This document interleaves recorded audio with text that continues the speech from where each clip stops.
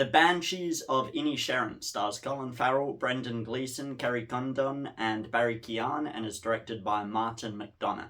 Set during the Irish Civil War in 1923 off a remote island off the coast of Ireland, it tells the story of two longtime friends, wherein one of them, Colin, played by Brendan Gleeson, decides he no longer wants to be friends with the other, who's Porrick, played by Colin Farrell. On such a remote island town, gossip spreads like wildfire, and all the island residents deal with this falling out between two men differently. It affects Porrick's sister, played by Kerry Condon, the town fool, played by Barry Keoghan, his abusive cop father, played by Gary Lydon, a mysterious old woman, Mrs. McCormick, played by Sheila Flitton, and more throughout the town. This is a movie that upon reviewing it, you really want to talk about what happens and character dynamics and kind of really spoil it video essay style and assuming that your viewership has already seen the film.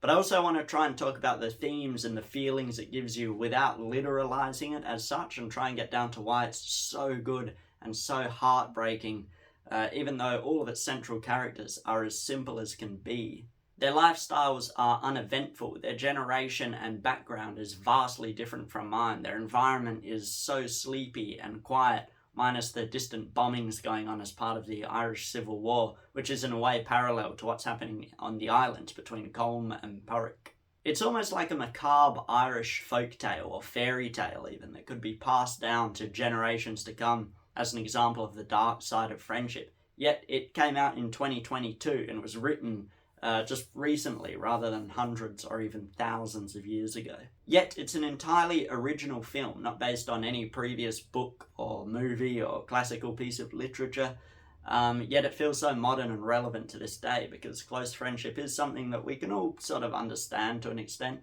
and maybe it's Martin McDonagh's background in theatre and writing as a playwright that this movie has this classical tale vibe to it. This film is bitingly hilarious, often due to Colin Farrell and Brendan Gleeson's chemistry, which was established so wonderfully in Bruges.